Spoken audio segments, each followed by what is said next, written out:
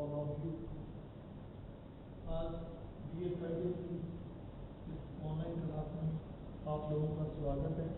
तो स्टूडेंट हम बात करेंगे भारत में हरित क्रांति। क्वेश्चन आ सकते हैं स्टूडेंट, भारत में हरित क्रांति पर एक भौगोलिक निबंध लिखिए या भारत में हरित क्रांति की शुरुआत कब हुई इसका लेख लिखिए या भारत में हरित क्रांति के क्या प्रभाव पड़े।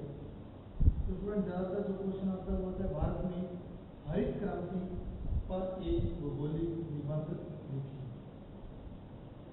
तो शुरू करते हैं स्टूडेंट, भारत में हरित क्रांति। हरित क्रांति कृषि में उत्पादन में, हरित क्रांति क्या था? हरित क्रांति कृषि उत्पादन में आश्चर्यजनक तथा अभूतपूर्व प्रगति की प्रतीक है। हरित क्रांति क्या है? कृषि के उत्पादन में आश्चर्यजनक व अभूतपूर्व प्रगति का प्रतीक है।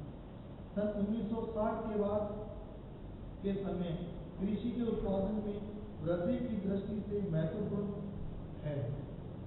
इसी प्रयोग में मोरन अर्नेस्ट बोरलोग ने तथा उसके सहयोगियों ने मैक्सिको में गेहूं की अधिक उपज देने वाली फसलों का विकास किया। इसी प्रकार प्रो N.E. बोरलोग को हरित क्रांति का जन्मदाता माना जाता है। बोरलोग को हरित क्रांति का जन्मदाता माना जाता है।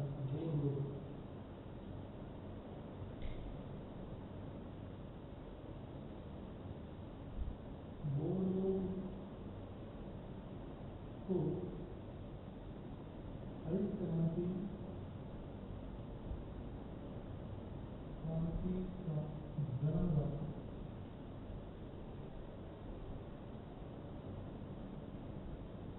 माना जाता है।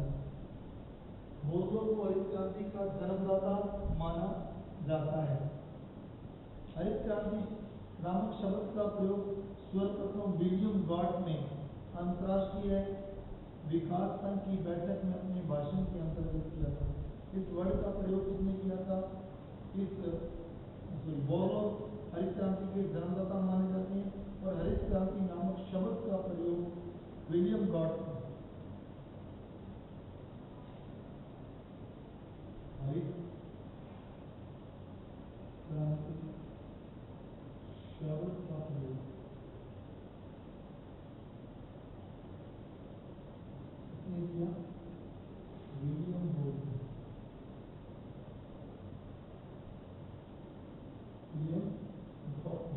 सबसे पहले किया और कहाँ किया? हरित क्रांति नामक शब्द का प्रयोग सर्वप्रथम विलियम गॉड ने अंतर्राष्ट्रीय विकास संघ की बैठक में अपने भाषण के अंतर्गत किया। आजकल हरित क्रांति नामक शब्द को दो प्रकार प्रयोग किया जाता है। कुछ विद्वान इसे विकासशील देशों में कृषि के विस्तृत रूपांतर के बताने के संदर्भ में करते हैं और कुछ अन्य विद्वान इस शब्द का प्रयोग विशिष्ट पौधों की किस्मों के सुधार के संदर्भ में करते हैं। वे खाद्यान्न विशेषतः गेहूं व चावल अधिक उपज देने वाली नई किस्मों के फलस्वरूप इसके उत्पादन में हुई क्रांतिकारी वृद्धि में हरित क्रांति का प्रयोग करते हैं। भारत में सन 1966 में नई कृषि नीति अपनाई गई जिसे अधिक उपज देने वाली किस्मों का कार्यक्रम के नाम से जाना जाता है। 1966-68 में खाद्यान्नों के उत्पादन में 66-67 की तुलना में 25% की वृद्धि हुई। इस वृद्धि से पहले के योजना काल के 16 वर्षों में होने वाले परिवर्तन की अपेक्षा ये कहीं अधिक अथवा तीव्र थी। अधिक वृद्धि का होना वास्तव में एक क्रांति के समान ही था। अतः इस क्रांति को हरित क्रांति कहा जाता है। अमेरिकन विद्वान डॉक्टर विलियम गेट ने सर्वप्रथम हरित क्रांति शब्द का प्रयोग किया था। अमेरिका के विद्वान थे विलियम गॉड या गेट ने। अमेरिका के विद्वान इनका नाम स्टूडेंट मैंने बताया। अमेरिकन विद्वान डॉक्टर विलियम गैड या गार्ड ने सर्वप्रथम हरित क्रांति शब्द का प्रयोग करते हुए अधिक उपज देने वाली किस्मों के प्रयोग का उल्लेख किया था। यह जैव प्रौद्योगिकी के विकास का आरंभिक चरण था। स्टूडेंट, भारत में इस कार्यक्रम की विशेष व्यवस्था थी क्योंकि विभाजन के पश्चात देश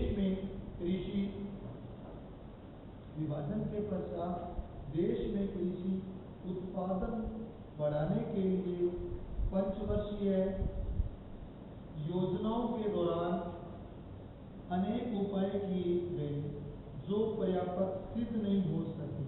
प्रथम योजना का ध्येय कृषि में आत्मनिर्भरता को प्राप्त करना था। द्वितीय योजना उद्योग प्रधान थी। तृतीय योजना में पुनः कृषि को महत्व दिया गया, किंतु योजना के अंतिम वर्ष में देशव्यापी सूखे की स्थिति के कारण खाद्यान्न उत्पादन निर्धारित लक्ष्य से बहुत कम हुआ। इसलिए चौथी योजना में कृषि विकास के लिए नई कृषि राजनीति के अंतर्गत अनेक कार्यक्रम अपनाए गए। परिणाम स्वरूप गेहूं की उपज में केवल वृद्धि हुई तथा अन्य उपजों की वृद्धि के लिए प्रेरणा मिली। इसी प्रकार देश में हरित क्रांति का सूत्रपात हुआ। इसके मुख्य तत्व निम्नलिखित हैं। पहला, अधिक उपज वाली किस्में। पहला है स्टूडेंट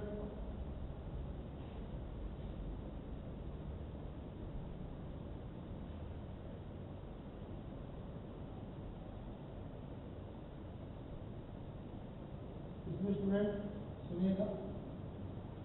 इसी प्रकार देश में हरित क्रांति का सूत्रपात हुआ। इसके मुख्य तत्व निम्नलिखित है। पहला, अधिक उपज वाली किस्में। अधिक उपज वाली फसलें।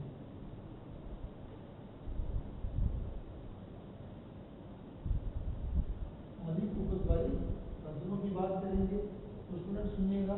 जहाँ पर्याप्त वर्षा अथवा सिंचाई की सुविधाएं विकसित है उन क्षेत्रों में गेहूं, चावल, बाजरा, मक्का, जवार की अधिक उपज देने वाली किस्मों का प्रयोग किया गया है। सन 1997-98 में 5 मुख्य खाद्यान्न फसलों के अंतर्गत 76 मिलियन हेक्टेयर क्षेत्र लाभान्वित हुआ। कब? 1997-98 में 5 मुख्य खाद्यान्न फसलों के अंतर्गत 76 मिलियन हेक्टेयर क्षेत्र लाभान्वित हुआ। इसके बाद है नंबर 2, उन्नत बीज।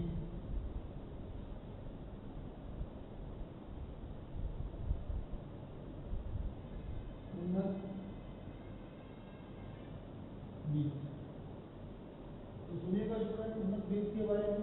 अधिक उपज के लिए उन्नत बीजों की व्यवस्था आवश्यक है। इस उद्देश्य से देश में लगभग 4000 बीज फार्म स्थापित किए गए तथा बीजों के वितरण की व्यवस्था की गई। राष्ट्रीय बीज निगम द्वारा बीजों के प्रमाणीकरण का भी कार्य किया जाता है। सन 2006-07 में 155.01 लाख क्विंटल बीजों का वितरण किया गया। नंबर 3 है रासायनिक उर्वरक।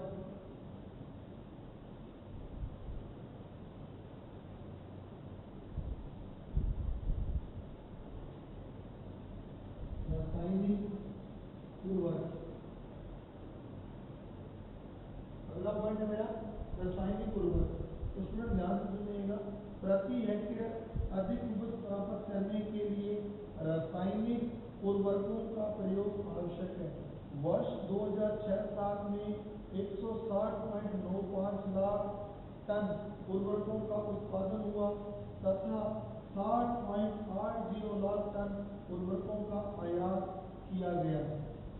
11,556 करोड़ रुपए की उर्वरक सब्सिडी प्रदान की गई। इसके बाद है स्टूडेंट सघन कृषि कार्यक्रम।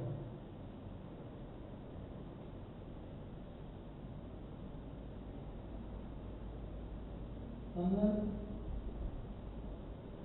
कृषि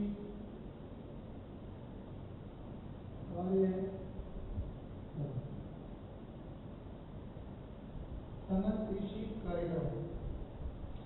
इसकी बात करें स्टूडेंट सघन कृषि कार्यक्रम की, उत्तम भूमि तथा सिंचाई की सुविधाओं वाले क्षेत्रों में सघन कृषि कार्यक्रम के अंतर्गत निम्न उपाय किए गए हैं। पहला है कृषि विकास में पंचायतों का सहयोग होना चाहिए। कृषि विकास में पंचायतों का सहयोग। नंबर 2, प्रत्येक गांव के लिए पृथक कृषि उत्पादन योजना। नंबर 3, सहकारिता आंदोलन। नंबर 4, पशु व दुग्ध वितरण कार्यक्रम। नंबर 5, कृषि संबंधी सुधार। कृषि संबंधी जैसे भूमि सुधार, वनारोपण किया जाना चाहिए, सिंचाई आदि कार्यक्रम। के बाद है स्टूडेंट कुल कार्यक्रम कृषि योजना में सम्मिलित किए जाने चाहिए। नंबर 5, लघु सिंचाई योजनाएं।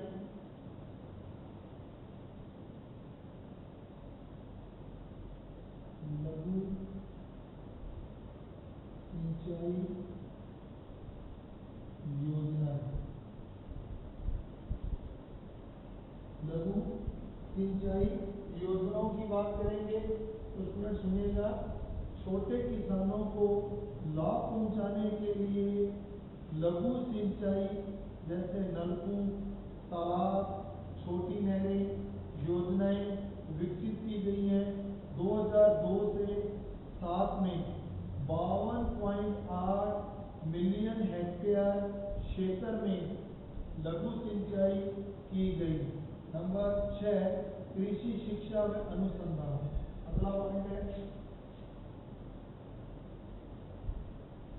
कृषि शिक्षा एवं अनुसंधान।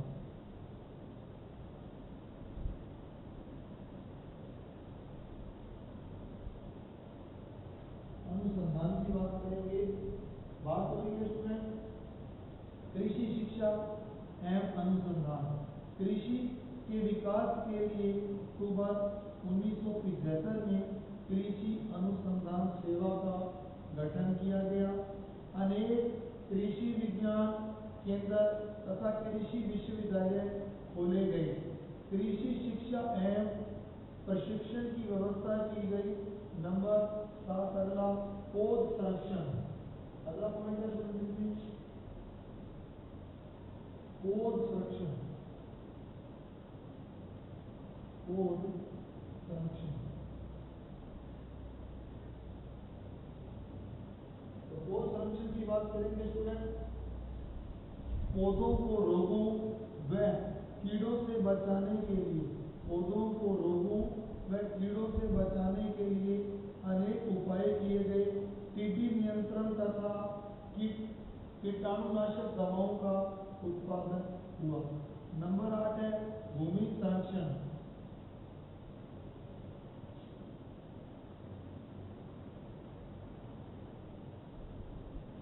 भूमि संरक्षण।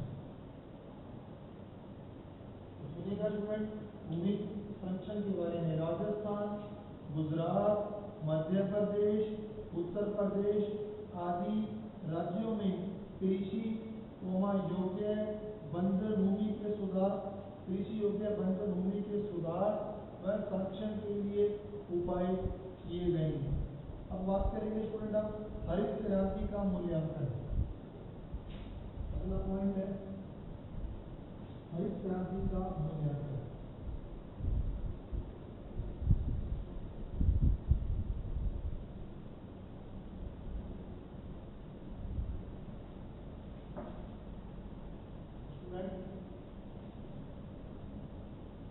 हरित क्रांति का मूल्यांकन।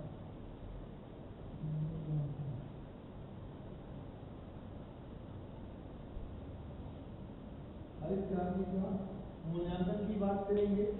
हरित क्रांति द्वारा देश में खाद्यान्न उत्पादन में अभूतपूर्व वृद्धि हुई है। इसके निम्नलिखित प्रभाव हुए हैं। पहला, जो हरित क्रांति हुई है, देश में खाद्यान्न उत्पादन में अभूतपूर्व वृद्धि हुई है। इसके निम्नलिखित प्रभाव में पहला, खाद्यान्न उत्पादन में वृद्धि। पहला, खाद्यान्न, स्टूडेंट पहला जो है वो मैं लिख देता हूँ यहाँ, खाद्यान्न उत्पादन में वृद्धि।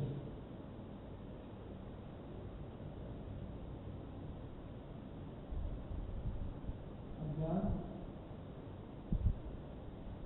उत्पादन में वृद्धि। खाद्यान्न उत्पादन में वृद्धि की बात करेंगे स्टूडेंट। पहले, सभी खाद्यान्नों में, गेहूं में, चावल में, उत्पादन में, खासकर सभी खाद्यान्नों विशेषतः गेहूं तथा चावल के उत्पादन में आशातीत वृद्धि हुई है। मक्का व अन्य फसल की उपज बढ़ी है। अब देश में खाद्यान्नों में आत्मनिर्भरता हो गया। खाद्यान्न उत्पादन में वृद्धि। स्टूडेंट, हरित क्रांति के बाद क्या सभी खाद्यान्न पदार्थों में वृद्धि हुई है। विशेषतः गेहूं तथा चावल के उत्पादन में आशातीत वृद्धि हुई है। मक्का व अन्य फसलों की उपज भी बढ़ी है। अब देश खाद्यान्नों में आत्मनिर्भर हो गया है। नंबर 2, अनाजों के आयात की समाप्ति हुई है।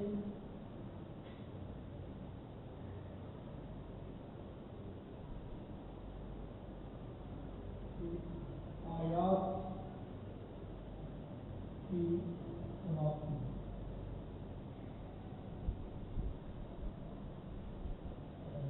अनाजों के आयात की समाप्ति। अनाजों का अधिशेष उत्पादन होने के कारण, बहुत ज्यादा उत्पादन होने के कारण उनका निर्यात होने लगा है। इससे विदेशी मुद्रा की बचत होती है और आयात अब हमने बंद कर दिया, जबकि हम निर्यात कर रहे हैं। नंबर 3, ग्रामीण रोजगार में वृद्धि हुई है। नंबर 3, ग्रामीण रोजगार में वृद्धि। ग्रामीण रोजगार में वृद्धि। तो सुनिएगा स्टूडेंट, हरित क्रांति द्वारा वर्ष में 2-3 फसलें प्राप्त करने के कारण ग्रामीण क्षेत्रों में रोजगार के अवसर बढ़े हैं। कृषि पर आधारित लघु उद्योग भी विकसित हुए हैं। नंबर 4, परंपरागत कृषि में परिवर्तन। नंबर 4, परंपरागत कृषि में परिवर्तन। परंपरागत कृषि में परिवर्तन।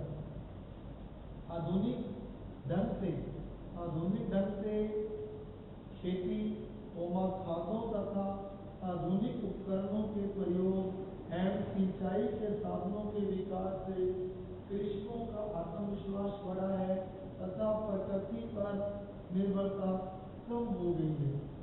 अगला है हरित क्रांति की समस्याएं। आगे हम पॉइंट करेंगे हरित क्रांति की समस्या क्या है।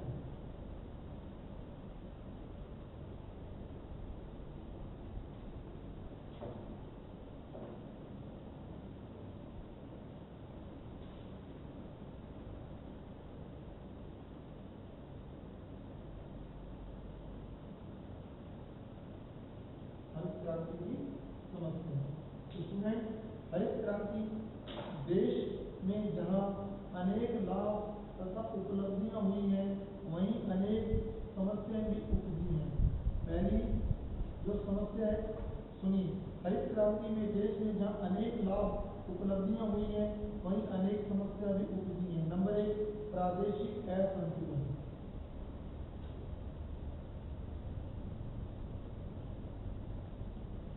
प्रादेशिक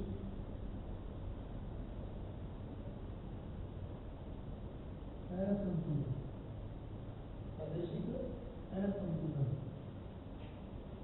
हरित क्रांति से जहां अनेक लाभ तथा उपलब्धियां हुई हैं, वहीं समस्या उपजी। तो पहली समस्या प्रादेशिक असंतुलन। हरित क्रांति का प्रभाव देश के विकसित राज्यों जैसे पंजाब में, हरियाणा, उत्तर प्रदेश, महाराष्ट्र, तमिलनाडु में अधिक पड़ा है, किंतु पिछड़े राज्य इससे अप्रभावित ही रह गए हैं। अगला है फसलोत्पादन में असमानता। फसलोत्पादन में फसलोत्पादन में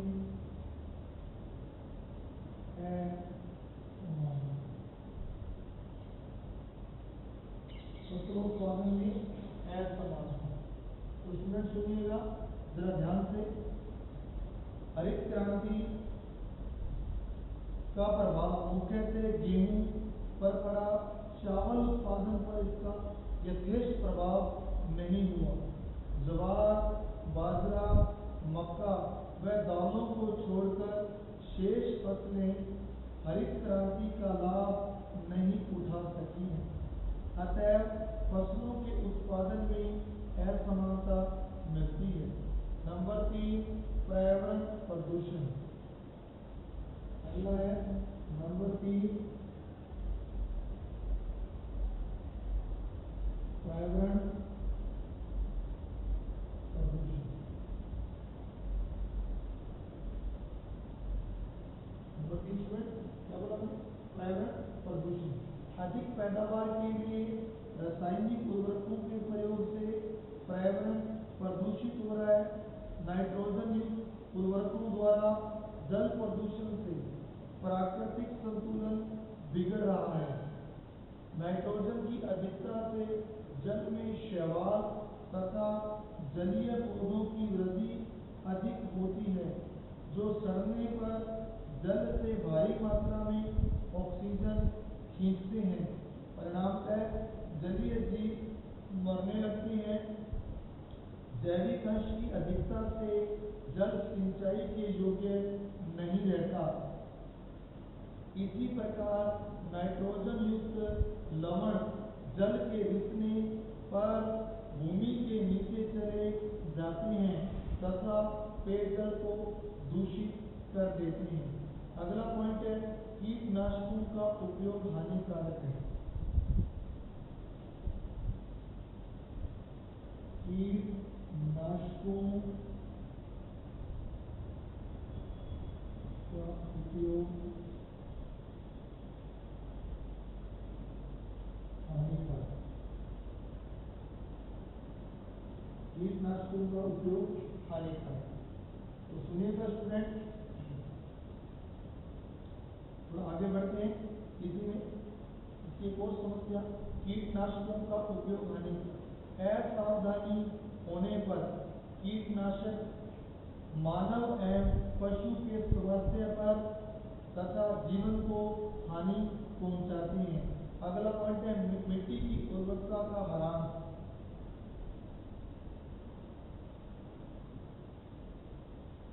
मिट्टी की उर्वरता का ह्रास। मिट्टी की उर्वरता का ह्रास। तो इसकी बात कर लेते हैं स्टूडेंट। अधिक अन्न उत्पादन होने पर भूमि के पोषक तत्वों में कमी होती है और उसकी उर्वरता नष्ट होती है। नंबर 6, सघन खेती द्वारा खारेपन की समस्या।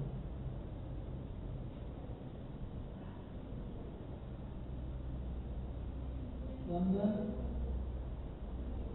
खेती द्वारा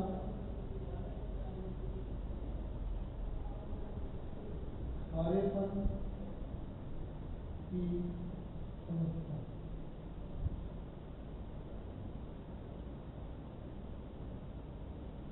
सघन खेती द्वारा खारेपन की समस्या। तो सुनिए स्टूडेंट, संघन खेती द्वारा खारेपन की समस्या, नहरों तथा नलकूपों द्वारा सिंचाई के कारण कृषि भूमि के जल एक्सरण की समस्या होती है, जिससे मिट्टी में खारेपन की समस्या उत्पन्न हो जाती है। सतलज गंगा के मैदान में यह गंभीर समस्या बन गई है।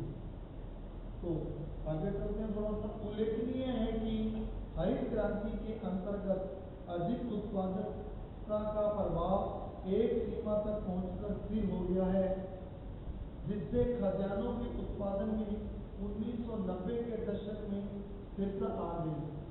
कृषि वैज्ञानिकों के मत में यह हरित क्रांति के प्रथम चरण का अंत था। दूसरे शब्दों में प्रथम हरित क्रांति का समापन हो गया। देश में बढ़ती हुई जनसंख्या के पोषण के लिए अधिक अनोत्पादन की मांग को देखते हुए हरित क्रांति के पुनर्जनन की आवश्यकता अनुभव की गई है। अतः वर्ष 2004 में प्रधानमंत्री डॉक्टर मनमोहन सिंह ने द्वितीय हरित क्रांति का आह्वान किया है। तो स्टूडेंट अब सुनिएगा कि आज का जो मेरा ये क्वेश्चन था, भारत में हरित क्रांति, इसके बारे में मैंने आपको थोड़ा बता दिया था कि भारत में हरित क्रांति की शुरुआत 1966 में हुई थी और हरित क्रांति की शुरुआत वर्ल्ड में करने वाला बोरलूग नाम का जन्मदाता माना जाता है। और स्टूडेंट हरित क्रांति के कुछ तत्व, अधिक उपज वाली फसलें, उन्नत बीज, रासायनिक उर्वरक, संघन कार्यक्रम, लघु सिंचाई योजनाएं, कृषि शिक्षा एवं अनुसंधान, पौध संरक्षण और भूमि संरक्षण है। हरित क्रांति का मूल्यांकन किया हम लोगों ने। इसमें खाद्यान्न उत्पादन में वृद्धि, अनाजों की आयात की समाप्ति, ग्रामीण रोजगार में वृद्धि, परंपरागत कृषि में परिवर्तन हुए। और लास्ट में मैंने आपको बताया था हरित क्रांति में जो समस्याएं आ रही थी, उसमें प्रादेशिक असंतुलन, फलोत्पादन में असमानता, पर्यावरण प्रदूषण, कीटनाशकों का उपयोग में हानिकारक, मिट्टी की उर्वरता का ह्रास, संघन खेती द्वारा खारेपन की समस्या। तो स्टूडेंट आशा करता हूँ आपको ये जो क्वेश्चन मैंने आज करवाया भारत में हरित क्रांति समझ आया होगा। मिलते हैं अगली क्लास में, तब तक के लिए